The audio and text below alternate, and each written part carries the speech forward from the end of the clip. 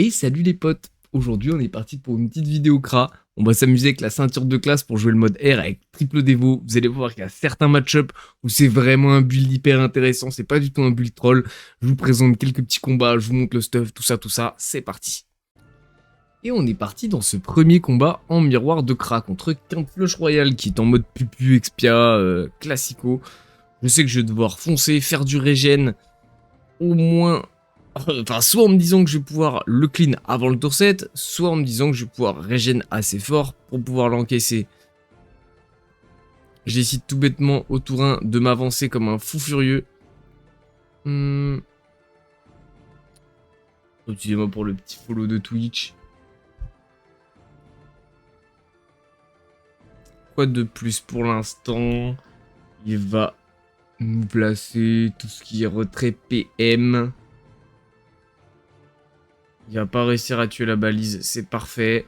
Nous, on va commencer à pouvoir placer nos dévos. La petite tourment, ouais, c'est pas idiot, histoire de réduire le dos coco.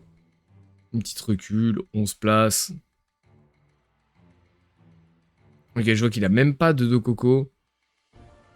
La petite punitive du tour 3 qui passe à 700. On a déjà pris des bons dégâts, hein.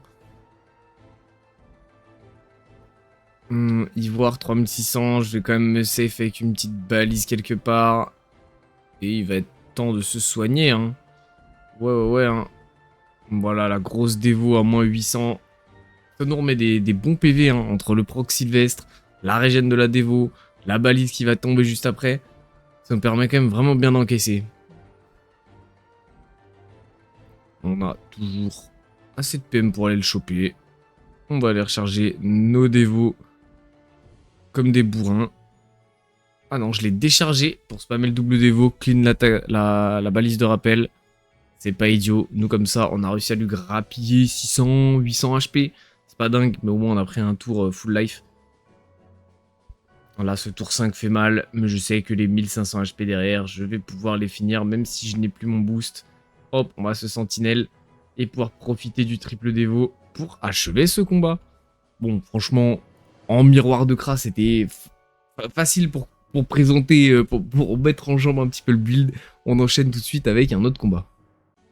Et c'est parti, deuxième combat contre un steamer.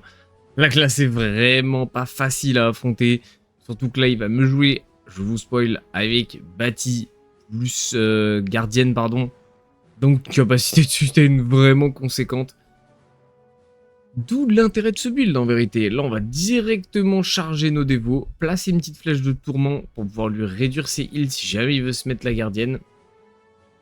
Mais pour l'instant, je m'expose un peu, c'est pas trop grave. Je sais que j'ai un Dokoko le tour d'après, une balise, une pre-tech. Pour l'instant, ça va. Ça a mis un sonar alors que la Harpo n'était pas 100% Evo, je crois, si je dis pas de bêtises. Je vais choper quand même une ligne de vue qui va me permettre de lui mettre des bons dégâts. On redéloque avec la flèche de tourment pour lui réduire ses heals. Et on lui met déjà un moins 900 à l'autre bout de la map. En vrai, ça va être dur, hein. Genre, pour lui, c'est très dur de sustain. Et moi, je sais que je suis obligé de continuer de mettre la pression. Si jamais il arrive à rester trop en bout de map longtemps, il va revenir full vie très rapidement. Et moi, c'est pas ce petit jeu-là auquel j'ai envie de jouer. Balise repli.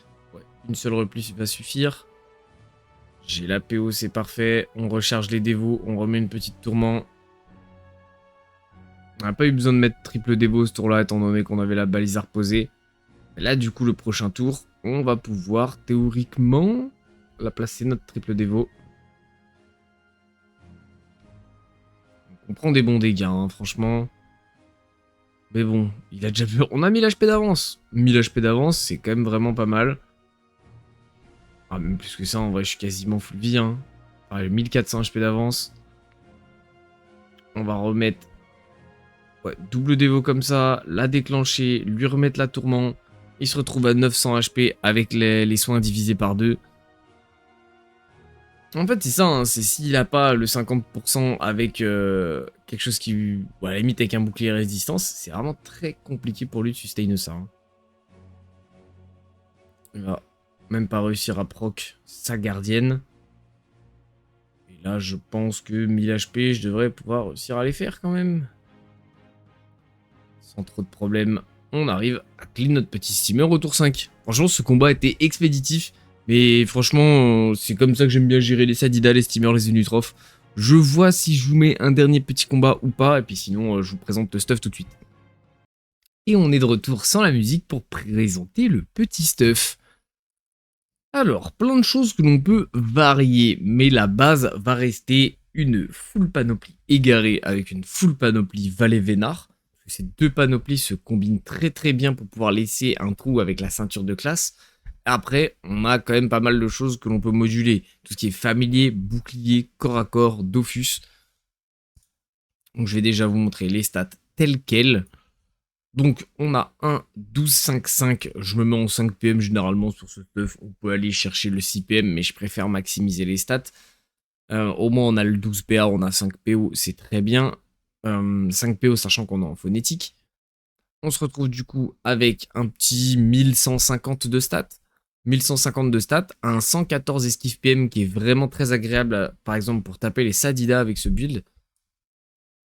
Les 3 petites invoques, d'accord. Un 170 dommages air qui est vraiment conséquent. Et là, on se retrouve avec un petit 23, 31, 26, 31. Les résistances sont pas incroyables, je vous l'accorde, mais vous allez voir qu'on peut peaufiner ça. Si jamais, par exemple, vous tombez sur, je sais pas, moi, en face, un autre Kra en miroir, je viens équiper une petite pelle coursante pour aligner le 41 au 41 terre, qui peut être vraiment pas mal. Si vous voulez absolument couvrir le plus de reste possible, généralement on irait y mettre une pelle coursombre et un petit boac, donc soit le boac feu, hop, qui va vous laisser 41, 49, 41 avec seulement un trou R, ou à l'inverse, avec un petit boac R, comme ça, avec un 43, 41, 41 avec un petit trou feu. Donc voilà, c'est pour dire que dans tous les cas, vous pouvez adapter le stuff, mais forcément, vous allez devoir jouer avec un trou de reste dans un élément, ça va être à vous de faire le choix. Et même si vous devez jouer avec 140 dommages R, 140 dommages R, c'est très très loin d'être ridicule, ça marche très très bien. Donc on va rester simple, pas faire le kéké avec des nébuleux, je sais pas quoi. Je vais directement lancer un petit putsch comme ceci, montrer rapidement les dégâts, mais dans l'idée, le principe c'est de très rapidement, le premier tour généralement vous n'aurez pas l'occasion de charger un triple dévo dès le premier, mais ça permet au moins de claquer un double dévo tourment. Généralement, c'est plus rentable que de mettre un triple dévo. Et ensuite, quand vous avez un tour qui est déjà comme ça, ça permet de spammer vraiment vos dégâts sur une dévo qui est déjà en état 3, de la déclencher, que ce soit sur un adversaire ou sur vous-même, et de réduire les dégâts, enfin de réduire les heals pardon, en fin de tour. Pareil, là j'ai pas fait le kéké, mais vous pouvez pareil optimiser avec une sentinelle, parce que là vous voyez que vous pouvez vraiment le refaire tous les tours, hein. Là vous faites un tour de charge, je spam ma charge de dévo, et le tour d'après j'envoie la sauce, je me puissance sentinelle par exemple, et là on voit vraiment que les dégâts sont indécents, un petit 2000 qui fait vraiment plaisir. Donc à vous d'optimiser comme vous voulez entre la réduction des heals, la charge des dévos, ce que vous devez repousser, etc. À savoir que du coup, un adversaire qui prêtera pas trop attention, qui va se retrouver avec une triple dévo chargée sur la gueule en un seul tour, se prendra forcément une foudre le tour d'après. Donc ça va être à lui de vraiment bien se placer, etc. Et puis après voilà, hein, les dégâts sont basiques entre guillemets. Hein. Je veux dire, tous les dégâts R classiques ne sont pas indécents. C'est vraiment le principe va être uniquement sur la dévo et elle va vraiment faire la diff. Bon voilà, je pense que j'ai à peu près tout dit. Je vous mets en jeu chatting rapidement pour vous remercier d'avoir suivi cette petite vidéo. N'hésitez pas à venir me voir sur Twitch, je suis ultra actif, je suis en stream tous les jours à partir de 11 h et de 21 h, donc n'hésitez pas, ça me ferait super plaisir. Puis bah sinon, like, commentaire, enjaille-toi, tout ça, mets-toi bien. Des bisous les potes, à la prochaine.